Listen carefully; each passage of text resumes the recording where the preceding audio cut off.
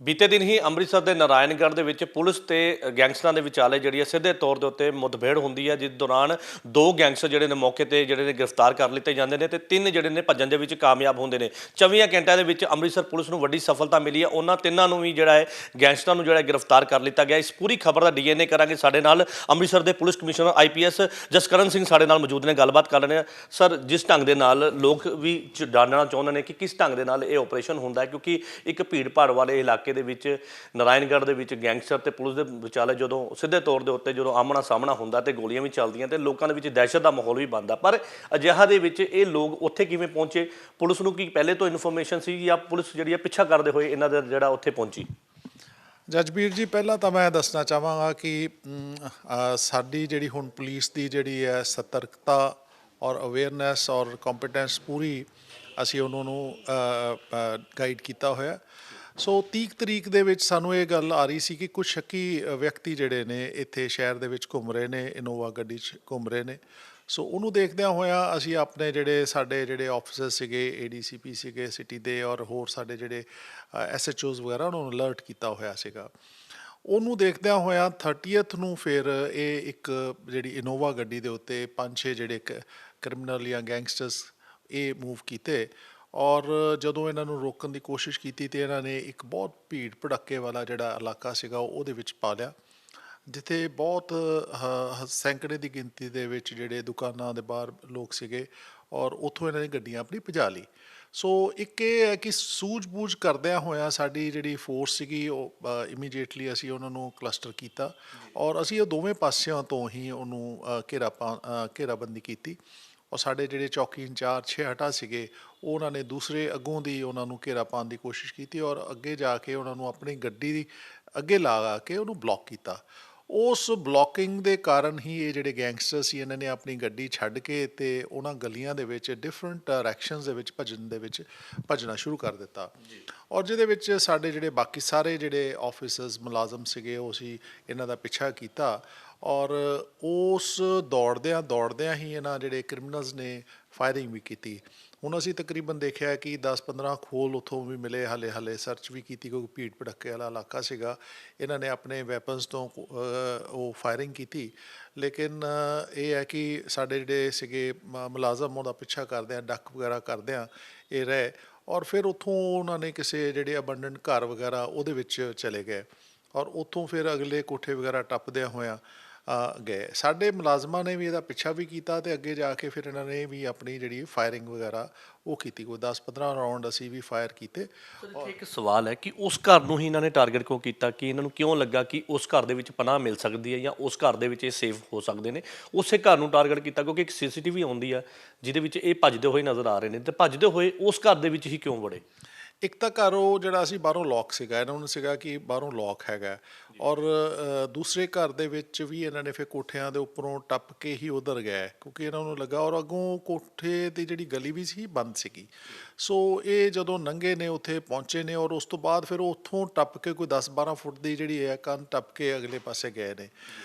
ਕਿਉਂਕਿ ਅਸੀਂ ਜਦੋਂ ਪਿੱਛਾ ਵੀ ਕੀਤਾ, ਫਾਇਰਿੰਗ ਵੀ ਕੀਤੀ, ਜਿਹੜੇ ਉਹਦੇ ਵਿੱਚੋਂ ਫਿਰ ਦੋ ਜਿਹੜੇ ਸੀਗੇ, ਕਿਉਂਕਿ ਇਹ ਡਿਫਰੈਂਟ ਡਾਇਰੈਕਸ਼ਨਸ 'ਤੇ ਭੱਜੇ, ਜਿਹੜੇ ਦੋ ਉਸ ਡਾਇਰੈਕਸ਼ਨ 'ਤੇ ਗਏ ਉਹਨਾਂ ਨੂੰ ਅਸੀਂ ਪਿਨ ਡਾਊਨ ਕਰ ਲਿਆ ਔਰ ਉਹਨਾਂ ਨੂੰ ਅਰੈਸਟ ਕਰ ਲਿਆ। ਔਰ ਉੱਥੋਂ ਹੀ ਮੌਕੇ 'ਤੇ ਹੀ ਜਿਹੜਾ 5 ਵੈਪਨਸ ਜਿਹੜੇ ਅਸੀਂ ਉਹ ਰਿਕਵਰ ਕਰ ਲਏ ਸੀਗੇ। ਔਰ ਉਸ ਤੋਂ ਬਾਅਦ ਫਿਰ ਅਸੀਂ ਆਪਣੀ ਜਿਹੜੀਆਂ ਟੀਮਾਂ ਬਣਾਈਆਂ ਔਰ ਇਹਨਾਂ ਦੀ ਪੁੱਛਗਿੱਛ ਕੀਤੀ, ਜਿਹੜੇ ਮੁਲਜ਼ਮ ਸੀਗੇ ਕਿ ਕਿੱਥੋਂ ਆਏ ਨੇ ਔਰ ਕਿੱਥੇ ਜਾਣਾ ਸੀਗਾ।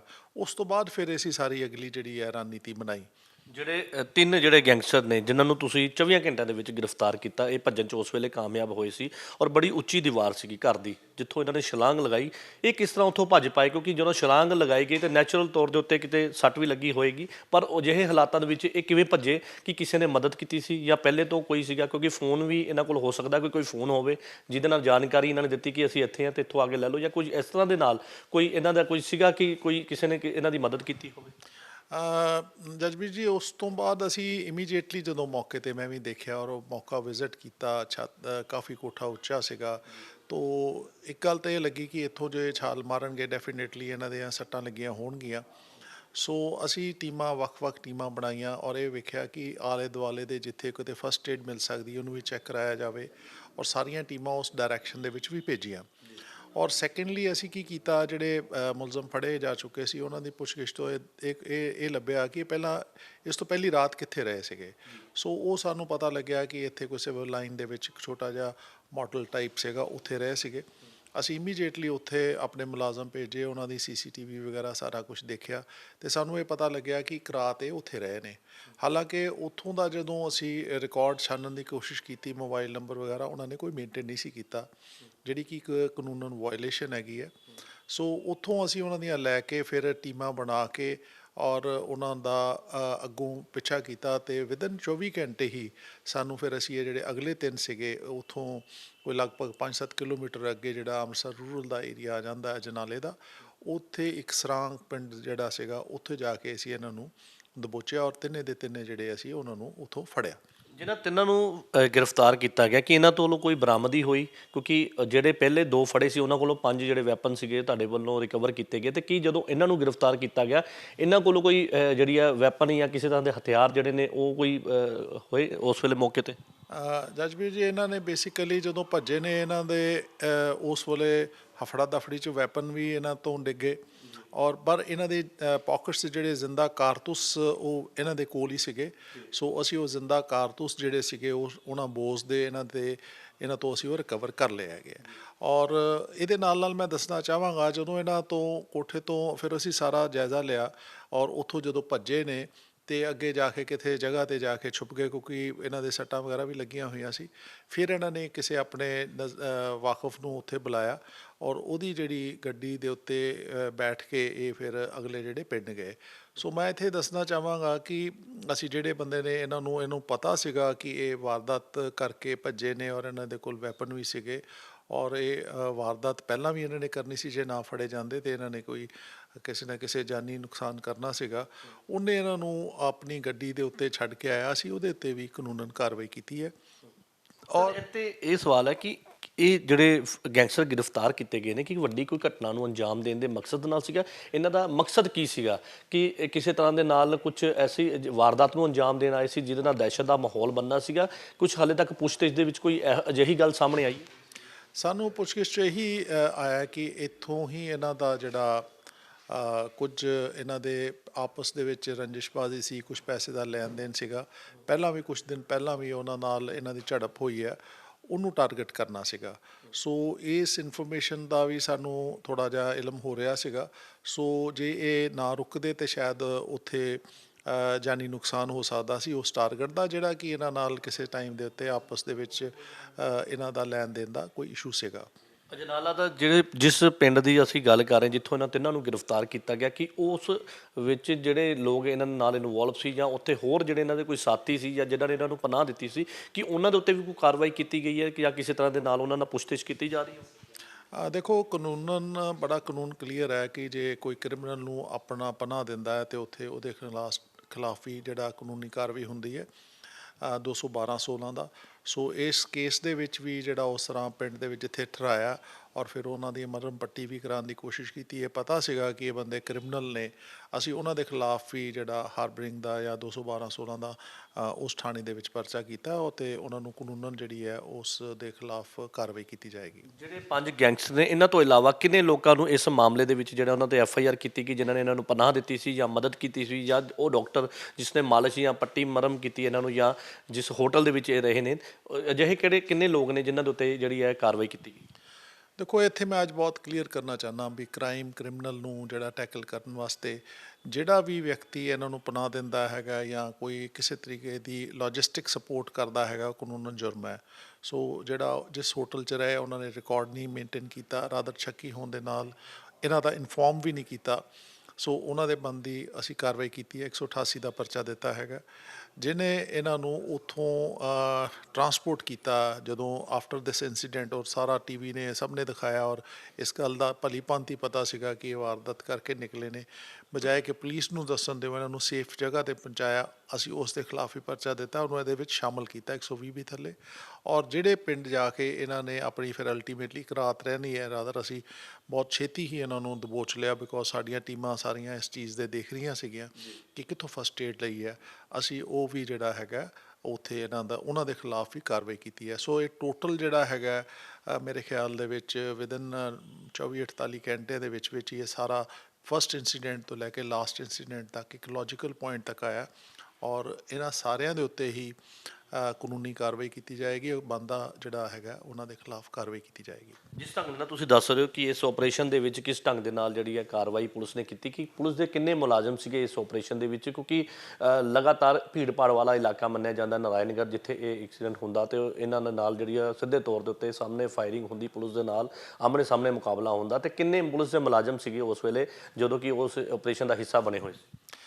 ਰਾਜਵੀਰ ਜੀ, ਇਹ ਮੈਨੂੰ ਦੱਸਦਿਆਂ ਬਹੁਤ ਖੁਸ਼ੀ ਹੁੰਦੀ ਕਿ ਸਾਡੇ ਜਿਹੜੇ ਸਾਰੇ ਹੀ ਆਫਿਸਰਸ ਨੇ, ਅਸੀਂ ਇਹਨਾਂ ਦਾ ਪੂਰਾ ਮਨੋਬਲ ਹੈ ਔਰ ਇਹ ਪੂਰੇ ਟ੍ਰੇਨਡ ਨੇ ਔਰ ਮੈਂਟਲੀ ਵੀ ਤਿਆਰ ਨੇ ਔਰ ਫਿਜ਼ੀਕਲੀ ਵੀ ਫਿੱਟ ਨੇ। ਤੁਸੀਂ ਦੇਖ ਹੀ ਲਿਆ ਕਿ ਸਪੀਡ ਦੇ ਨਾਲ ਭੱਜੇ ਔਰ ਉਹਨਾਂ ਨੇ ਇਹਦਾ ਪਿੱਛਾ ਕੀਤਾ ਔਰ ਮੈਂਟਲੀ ਵੀ ਪੂਰੇ ਤਿਆਰ ਨੇ। ਸਾਡੇ ਜਿਹੜੇ ਸੀਨੀਅਰ ਆਫਿਸਰਸ ਨੇ, ਡੀਜੀਪੀ ਸਾਹਿਬ ਨੇ, ਸਾਰਿਆਂ ਦੀਆਂ ਹਦਾਇਤਾਂ ਨੇ ਕਿ ਦਲੇਰੀ ਨਾਲ ਕੰਮ ਕਰਨਾ, ਪ੍ਰੋਫੈਸ਼ਨਲੀ ਕੰਮ ਕਰਨਾ। ਮੈਂ ਇੱਥੇ ਵੀ ਆ ਕੇ ਜਿਹੜਾ ਪਹਿਲਾ ਸਲੋਗਨ ਹੀ ਇਹ ਦਿੱਤਾ ਸੀ ਕਿ professional working, transparent working, public ਵਾਸਤੇ ਔਰ ਪਬਲਿਕ ਦੇ ਨਾਲ। ਸਾਨੂੰ ਇਸ ਸਾਰੀਆਂ ਚੀਜ਼ਾਂ ਦੇ ਵਿੱਚ ਪਬਲਿਕ ਵੱਲੋਂ ਵੀ ਬਹੁਤ ਸਪੋਰਟ ਮਿਲ ਰਹੀ ਹੈ ਔਰ ਮੈਂ ਆਸ਼ਾ ਕਰਾਂਗਾ ਕਿ ਮੈਨੂੰ ਅੱਗੋਂ ਵੀ ਸਾਨੂੰ ਮਿਲਦੀ ਰਹੇ, ਬਿਕੋਜ਼ ਅਸੀਂ ਤਾਂ ਸੇਫਟੀ ਐਂਡ ਸਿਕਿਉਰਿਟੀ ਪਬਲਿਕ ਵਾਸਤੇ ਹੀ ਹਾਂ। ਸੋ ਇਸ ਸਾਰੇ ਆਪਰੇਸ਼ਨ ਦੇ ਵਿੱਚ ਵੱਖ-ਵੱਖ ਟੀਮਾਂ ਪਹਿਲੇ ਦਿਨ ਤੋਂ ਲੈ ਕੇ ਲਾਸਟ ਟੀਮਾਂ ਤੱਕ ਸਾਡੇ ਤਕਰੀਬਨ 52 ਜਿਹੜੇ ਆ ਆਫੀਸ਼ੀਅਲਸ, ਸਾਡੇ ਇੰਸਪੈਕਟਰ SHO ਤੋਂ ਲੈ ਕੇ ਸਬ ਇੰਸਪੈਕਟਰ, ਜਿਹੜੇ ਸਾਡੇ ਐਡੀਸ਼ਨਲ SHO, ਚੌਕੀ ਇੰਚਾਰਜ, ਸੋ ਕੁੱਲ 52 ਜਿਹੜੇ ਸਾਡੇ ਆਫੀਸ਼ੀਅਲਸ ਇਸ ਸਾਰੇ ਆਪਰੇਸ਼ਨ ਦੇ ਵਿੱਚ ਇਨਵੋਲਵ ਹੋਏ ਨੇ। ਗੁਰੂ ਨਗਰੀ ਅੰਮ੍ਰਿਤਸਰ ਦੇ ਵਿੱਚ ਅਜਿਹੇ ਲੱਖਾਂ ਦੀ ਗਿਣਤੀ ਦੇ ਵਿੱਚ ਜਿਹੜੇ ਸ਼ਰਧਾਲੂ ਨੇ ਨਤਮਸਤਕ ਹੋਣ ਦੇ ਲਈ ਪਹੁੰਚਦੇ ਨੇ, ਪਰ ਜਿਸ ਤਰ੍ਹਾਂ ਤੁਸੀਂ ਦੱਸ ਰਹੇ ਹੋ ਕਿ ਸਿਵਲ ਲਾਈਨ ਦੇ ਵਿੱਚ ਇੱਕ ਛੋਟੇ ਗੈਸਟ ਹਾਊਸ ਦੇ ਵਿੱਚ ਇਹ ਲੋਕ ਬਿਨਾਂ ID ਤੋਂ ਜਾਂ ਬਿਨਾਂ ਕਿਸੇ ਡਾਕੂਮੈਂਟੇਸ਼ਨ ਤੋਂ ਉੱਥੇ ਰਹਿ ਰਹੇ ਸੀ, ਤੇ ਅਜਿਹੇ ਦੇ ਵਿੱਚ ਕਿੰਨੇ ਹੋਟਲ ਨੇ, ਕਿੰਨੀਆਂ ਸਰਾਵਾਂ ਨੇ ਜਿਨ੍ਹਾਂ ਦੇ ਵਿੱਚ ਅਜਿਹੇ ਲੋਕ ਵੀ ਰਹਿੰਦੇ ਹੋਣਗੇ, ਕਿ ਉਹਨਾਂ ਨੂੰ ਕਿਸ ਤਰ੍ਹਾਂ ਦੇ ਨਾਲ ਵੈਰੀਫਾਈ ਕੀਤਾ ਜਾਏਗਾ ਜਾਂ ਉਹਨਾਂ ਦੇ ਉੱਤੇ ਕੋਈ ਕਾਰਵਾਈ ਕੀਤੀ ਜਾਏਗੀ ਜਾਂ ਉਹਨਾਂ ਨੂੰ ਸਮਝਾਇਆ ਜਾਏਗਾ ਕਿ ਅਗਰ ਕੋਈ ਵਿਅਕਤੀ ਜਿਹੜਾ ਤੁਹਾਡੇ ਕੋਲ ਅਗਰ ਕੋਈ ਰਾਤ ਕੱਟਣ ਦੇ ਲਈ ਪਹੁੰਚਦਾ ਹੈ, ਉੱਥੇ ਸਰਾਂ ਦੇ ਵਿੱਚ ਪਹੁੰਚਦਾ ਜਾਂ ਹੋਟਲ ਦੇ ਵਿੱਚ ਪਹੁੰਚਦਾ, ਤੇ ਉਹਨੂੰ ਪੂਰਾ ਵੈਰੀਫਾਈ ਕੀਤਾ ਜਾਵੇ। ਉਸ ਨੂੰ ਲੈ ਕੇ ਹੁਣ ਤੁਹਾਡੇ ਵੱਲੋਂ ਕੀ ਯੋਜਨਾ ਬਣਾਈ ਜਾਏਗੀ, ਕਿਉਂਕਿ ਅਜਿਹਾ ਇੱਕ ਮਾਮਲਾ ਹੁਣ ਤੁਹਾਡੇ ਕੋਲ ਸਾਹਮਣੇ ਆ ਗਿਆ ਕਿ ਕ੍ਰਿਮੀਨਲ ਜਿਹੜੇ ਨੇ ਉਹ ਇਸ ਤਰ੍ਹਾਂ ਦੇ ਨਾਲ ਕਿਤੇ ਵੀ ਹੋਟਲ ਜਾਂ ਸਰਾਂ ਦੇ ਵਿੱਚ ਰਹਿ ਸਕਦੇ ਨੇ, ਤੇ ਕੀ ਹੁਣ ਉਸ ਨੂੰ ਲੈ ਕੇ ਤੁਹਾਡੇ ਵੱਲੋਂ ਕੀ ਕਾਰਵਾਈ ਅੱਗੇ ਕੀਤੀ ਜਾਏਗੀ? ਦੇਖੋ ਰਾਜਵੀਰ ਜੀ, ਬੇਸਿਕਲੀ ਮੈਂ ਸਮਝਦਾ ਹਾਂ ਕਿ ਸਾਡਾ ਇਹ ਸ਼ਹਿਰ ਬਹੁਤ ਹੀ ਵਿਜ਼ਿਟਡ ਪਲੇਸ ਹੈ। ਬਹੁਤ ਸਾਰੇ ਸ਼ਰਧਾਲੂ ਇੱਥੇ ਆਉਂਦੇ ਨੇ, ਵੱਖ-ਵੱਖ ਸਾਡੇ ਜਿਹੜੀਆਂ ਦੂਰੋਂ ਆਉਂਦੇ ਨੇ, ਉਹਨਾਂ ਦੀ ਪੀਸਫੁਲ ਨੇ, ਸਾਰਿਆਂ ਦਾ ਠੀਕ ਹੈ, ਲੇਕਿਨ ਇਹਦੇ ਆੜ ਦੇ ਵਿੱਚ ਕੁਝ ਕ੍ਰਿਮੀਨਲ ਐਕਟੀਵਿਟੀ ਵੀ ਹੋ ਜਾਂਦੀ, ਜਿਹੜੇ ਕ੍ਰਿਮੀਨਲ ਜਿਹੜੇ ਹੈ ਉਹ ਵੀ ਆ ਜਾਂਦੇ ਨੇ। ਸੋ ਮੈਂ ਇੱਥੇ ਤੁਹਾਨੂੰ ਦੱਸਣਾ ਚਾਹਾਂਗਾ ਕਿ ਅਸੀਂ ਪਿਛਲੇ 5 ਨਵੰਬਰ ਨੂੰ ਹੀ ਇੱਕ ਪ੍ਰੋਪਰ ਆਰਡਰ ਜਿਹੜਾ ਹੈਗਾ ਕਮਿਸ਼ਨਰੇਟ ਆਫਿਸ ਵੱਲੋਂ ਗਿਆ ਸੀਗਾ ਸਰਾਵਾਂ ਵਾਸਤੇ, ਜਿਹੜੇ ਕੋਈ ਵੀ ਜਿਹੜੇ ਹੋਟਲਸ ਨੇ, ਕਿ ਤੁਸੀਂ ਆਪਣਾ ਇੱਥੇ ਜਿਹੜਾ ਵੀ ਕੋਈ ਤੁਹਾਡੇ ਟੂਰਿਸਟ ਆਉਂਦਾ, ਰਹਿਣ ਲਈ ਆਉਂਦਾ ਹੈ, ਉਹਦਾ ਇੱਕ ਰਿਕਾਰਡ ਮੇਨਟੇਨ ਕਰੋ, ਇੱਕ ਰਜਿਸਟਰ ਮੇਨਟੇਨ ਕਰੋ, ਜਿਹਦੇ ਵਿੱਚ ਉਹਦੀਆਂ IDs ਲਈਆਂ ਜਾਣ, IDs ਦੇ ਵਿੱਚ ਉਹਦਾ ਲਾਇਸੈਂਸ ਜਾਂ ਉਹ ਸਾਰੀਆਂ ਚੀਜ਼ਾਂ ਲਈਆਂ ਜਾਣ, ਉਹਦੀਆਂ ਡਿਟੇਲਸ ਲਈਆਂ ਜਾਣ, ਫੋਨ ਨੰਬਰਸ ਵਗੈਰਾ ਲਏ ਜਾਣ ਔਰ ਉਹ ਜਿਹੜਾ ਰਿਕਾਰਡ ਆਪਣਾ ਮੇਨਟੇਨ ਕਰਕੇ ਰੱਖਣ। ਲੋੜ ਪੈਣ 'ਤੇ ਅਸੀਂ ਉਸ ਰਿਕਾਰਡ ਨੂੰ ਲੈ ਸਕਦੇ ਹਾਂ। ਕਈ ਵਾਰੀ ਸਾਨੂੰ ਬਾਅਦ 'ਚ ਵੀ ਇਨਫੋਰਮੇਸ਼ਨ ਆ ਜਾਂਦੀ ਹੈ ਕਿ ਫਲਾਂ ਬੰਦਾ ਇੱਥੇ ਰਹਿ ਕੇ ਗਿਆ, ਡਿਫਰੈਂਟ ਹੈ, ਕੋਈ ਕ੍ਰਿਮੀਨਲ ਐਕਟੀਵਿਟੀ ਕਰਨ ਦੀ ਤਿਆਰੀ 'ਚ ਹੈ ਜਾਂ ਕ੍ਰਿਮੀਨਲ ਐਕਟੀਵਿਟੀ ਕਰਕੇ ਆਇਆ ਹੋਵੇ, ਉਹ ਸਾਰੀਆਂ ਗੱਲਾਂ ਦਾ ਸਾਨੂੰ ਕਈ ਵਾਰੀ ਉਹ ਰਿਕਾਰਡ ਚਾਹੀਦਾ ਹੁੰਦਾ। ਨੰਬਰ 1। ਨੰਬਰ 2 ਦੇ ਵਿੱਚ ਜੇ ਉਹ ਸ਼ੱਕੀ ਲੱਗਦਾ ਹੈ, ਜਿਵੇਂ ਕਿ ਇਹ ਹੁਣ 5 ਬੰਦੇ ਆਏ, ਉਸ ਏਜ ਗਰੁੱਪ ਦੇ ਵਿੱਚ ਆਏ, ਮੈਂ ਦੱਸਣਾ ਚਾਹਾਂਗਾ ਇਹਨਾਂ ਦੀ ਏਜ ਗਰੁੱਪ 18 ਤੋਂ ਲੈ ਕੇ 26 ਸਾਲ ਦੀ ਸੀ, ਪੰਜਾਂ ਦੇ ਵਿੱਚ। ਸੋ ਤੁਹਾਨੂੰ ਲੱਗਦਾ ਹੈ ਕਿ 18 ਸਾਲ ਦੇ ਹੈਗੇ ਨੇ ਔਰ ਇੱਦਾਂ ਐਕਟੀਵਿਟੀ ਹੈ, ਵੂਪਨ ਵੀ ਆਪਣੇ ਡੱਬ 'ਚ ਲਈ ਫਿਰਦੇ ਨੇ, ਅਤੇ ਮੇਰੇ ਖਿਆਲ ਇਹਨਾਂ ਦੀ ਰਿਸਪੋਂਸੀਬਿਲਿਟੀ ਹੈ ਕਿ ਉਹ ਨੇੜੇ ਦੀ ਜਿਹੜੀ ਚੌਕੀ ਆ, ਸਾਰਿਆਂ ਦਾ ਅਸੀਂ ਨੰਬਰ ਵਗੈਰਾ ਦਿੱਤਾ ਹੋਇਆ ਹੈ, ਚੌਕੀ ਜਾਂ ਥਾਣੇ ਵਾਲਿਆਂ ਨੂੰ ਇਨਫੋਰਮ ਵੀ ਕਰਨ। ਇਹਨਾਂ ਦੇ ਪਹਿਲੇ ਕਿਹੜੇ ਮਾਮਲੇ ਦਰਜ ਸੀ? ਕਿਉਂਕਿ ਲੋਕ ਜਾਣਨਾ ਚਾਹੁੰਦੇ ਨੇ ਕਿ ਜਿਹੜੇ ਗੈਂਗਸਟਰ ਦੀ ਗੱਲ ਕਰ ਰਹੇ, ਕਿਹੜੀ ਗੈਂਗ ਨਾਲ, ਜ਼ਿਆਦਾਤਰ ਇਹ ਸਵਾਲ ਬਾਰ-ਬਾਰ ਸੁਣਨ ਨੂੰ ਮਿਲਦਾ ਕਿ ਕਿਹੜੀ ਗੈਂਗ ਦੇ ਨਾਲ ਇਹ ਲੋਕ ਜੁੜੇ ਸੀ ਔਰ ਕਿਸ ਢੰਗ ਦੇ ਨਾਲ, ਕਿਉਂਕਿ ਹਰ ਇੱਕ ਵਿਅਕਤੀ ਇਹ ਜਾਣਨਾ ਚਾਹੁੰਦਾ ਹੈ ਕਿ ਆਖਿਰਕਾਰ ਕਿਸ ਢੰਗ ਦੇ ਨਾਲ ਉੱਥੇ ਇਹ ਵਾਰਦਾਤ ਹੁੰਦੀ ਹੈ ਔਰ ਕਿਸ ਤਰ੍ਹਾਂ ਦੇ ਨਾਲ ਪੁਲਿਸ ਜਿਹੜੀ ਹੈ ਮੁਸਤੈਦੀ ਦੇ ਨਾਲ ਇਹਨਾਂ ਨੂੰ ਦਰਦ ਬੋਝਦੀ ਹੈ, ਲੇਕਿਨ ਇਹ ਕਿਹੜੀ ਗੈਂਗ ਦੇ ਨਾਲ ਸੀਗੇ ਤੇ ਇਹਨਾਂ ਦੇ ਕਿੰਨੇ ਮਾਮਲੇ ਪਹਿਲੇ ਦਰਜ ਸੀਗੇ? ਹਾਂਜੀ, ਇਹ ਬੇਸਿਕਲੀ ਕੀ ਹੈ ਕਿ ਇਹਨਾਂ ਨੇ ਗੈਂਗ ਜਿਹੜਾ ਆਪਣਾ ਇੱਕ ਬਣਾਇਆ ਹੋਇਆ ਸੀਗਾ, ਤਕਰੀਬਨ 15 ਕੁ ਮਾਮਲੇ ਜਿਹੜੇ ਅਸੀਂ ਹੁਣ ਦੀ ਤੱਕ ਦੀ ਪੁੱਛਗਿੱਛ ਦੇ ਵਿੱਚ ਸਾਡੇ ਸਾਹਮਣੇ ਆਏ ਨੇ। ਜਿਵੇਂ ਇੱਕ ਰਵੀ ਜਿਹੜਾ ਫੜਿਆ ਹੈ, ਇਹਦੇ ਖਿਲਾਫ ਇਹਨੇ 5-7 ਜਿਹੜੇ ਵਾਰਦਾਤਾਂ ਕੀਤੀਆਂ, ਜਿਹ 'ਚ ਨੋਮੀਨੇਟਡ ਹੈ, ਪਰ ਇੱਕ ਵੀ ਕੇਸ ਦੇ ਵਿੱਚ ਅਰੈਸਟ ਨਹੀਂ ਹੋਇਆ। ਸੋ ਹੁਣ ਅਰੈਸਟ ਹੋਏਗਾ। ਤੁਹਾਨੂੰ ਯਾਦ ਹੋਣਾ ਹੈ ਕੁਛ ਦੇਰ ਪਹਿਲਾਂ ਇੱਥੇ ਰਿਐਲਟੋ ਦੇ ਨੇੜੇ ਪੁਲ ਦੇ ਉੱਤੇ ਕਿਸੇ ਸੁਨਿਆਰੇ ਨੂੰ ਪਿਸਟਲ ਵੈਪਨ ਦਿਖਾ ਕੇ ਲੁੱਟ ਲਿਆ ਸੀ, ਉਹ ਵੀ ਇਹਨਾਂ ਦੀ ਕਾਰਵਾਈ ਸੀ। ਇੱਕ ਕੋਈ ਵਾਹੀਕਲ ਇਹਨਾਂ ਨੇ ਪਿਸਟਲ ਦਿਖਾ ਕੇ ਲੁੱਟ ਲਈ ਸੀ। ਸੋ ਇਹਨਾਂ ਦੇ ਖਿਲਾਫ ਕੋਈ ਹੁਣ ਤੱਕ ਦੀ ਜਿਹੜੀ ਪੁੱਛਗਿੱਛ ਦੇ ਵਿੱਚ 15-16 ਮਸਲੇ ਜਿਹੜੇ ਆ, ਮਾਮਲੇ ਜਿਹੜੇ ਆਏ ਨੇ, ਲੁੱਟਾਂ ਖੋਹਾਂ ਦੇ ਹੋ ਗਏ ਜਾਂ ਇਹ ਜਿਹੜੀ ਗੱਡੀ ਖੋਹ ਲਈ ਹੈ ਜਾਂ ਕੋਈ ਸਨੈਚਿੰਗ ਕਰ ਲਈ ਹੈ। ਇਸ ਤੋਂ ਇਲਾਵਾ ਵੀ ਜਿਹੜੀ ਲੜਾਈ ਝਗੜਿਆਂ ਦੇ ਵੀ ਜਿਹੜੇ ਜਿਹਨੂੰ ਆਪਾਂ ਵਾਇਲੈਂਟ ਕ੍ਰਾਈਮ ਕਹਿ ਸਕਦੇ ਹਾਂ, ਉਹ ਵੀ ਇਹਨਾਂ ਦੇ ਇਨਵੋਲਵ ਸੀਗੇ।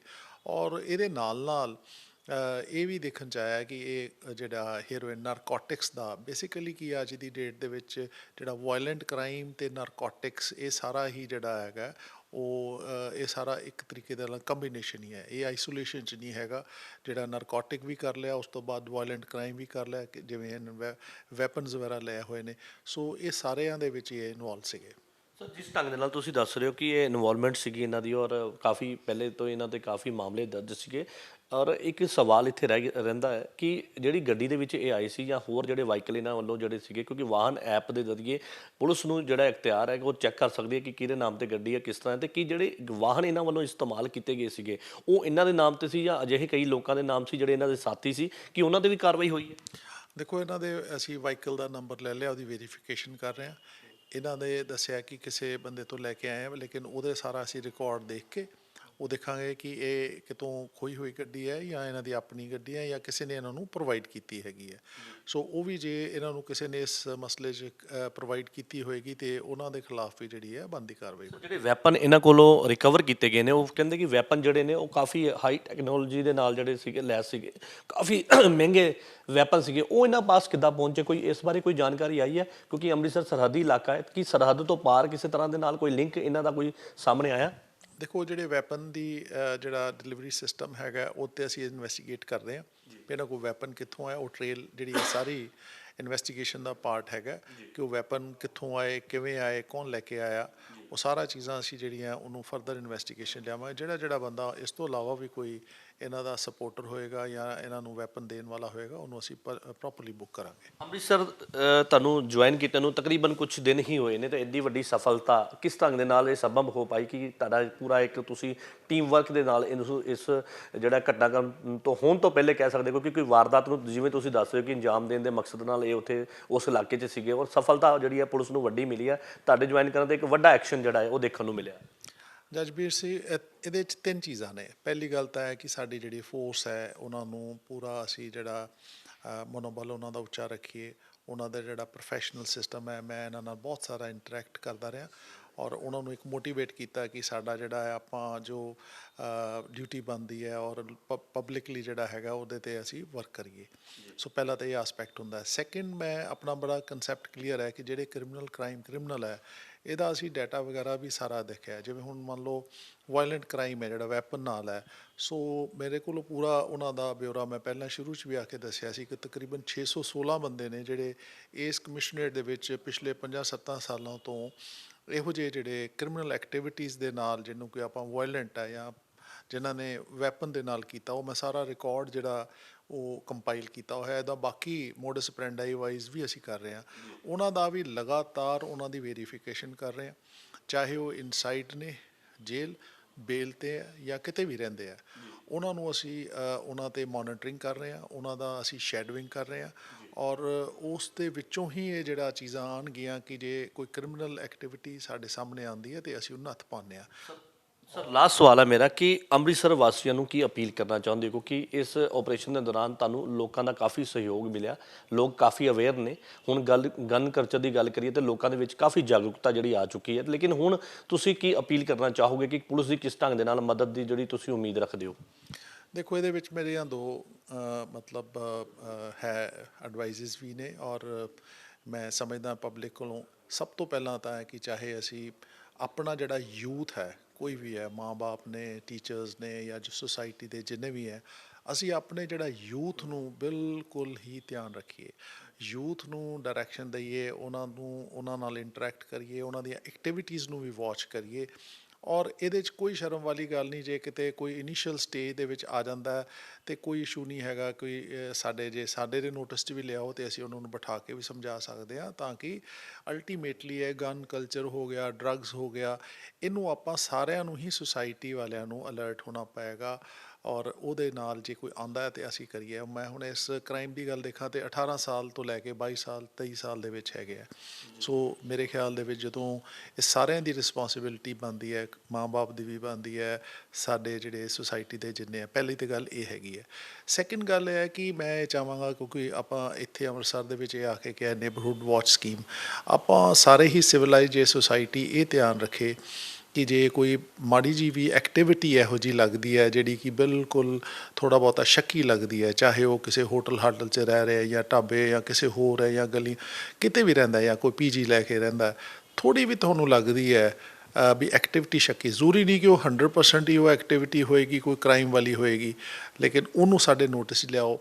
ਜਾਂ ਕੋਈ ਤੁਹਾਨੂੰ ਲੱਗਦਾ ਇੱਥੇ ਪੁਆਇੰਟ ਆਫ ਸੇਲ ਹੈ ਜਿੱਥੇ ਕੋਈ ਚੀਜ਼ ਗਲਤ ਚੱਲ ਰਿਹਾ ਜਾਂ ਡਰੱਗਸ ਵਿਕ ਰਹੀ ਹੈ, ਉਹਨੂੰ ਡੈਫੀਨੇਟਲੀ ਆਪਾਂ ਨਜ਼ਰਅੰਦਾਜ਼ ਨਾ ਕਰੀਏ, ਉਹਨੂੰ ਸਾਡੇ ਨੋਟਿਸ ਲਿਆਈਏ। ਅਸੀਂ ਉਹਨੂੰ ਬਿਲਕੁਲ ਟਰਾਂਸਪੇਰੈਂਟ ਤਰੀਕੇ ਦੇ ਨਾਲ, ਸੀਕ੍ਰੇਟ ਤਰੀਕੇ ਦੇ ਨਾਲ ਉਹਦੇ 'ਤੇ ਕੁਇਕ ਐਕਸ਼ਨ ਲਵਾਂਗੇ।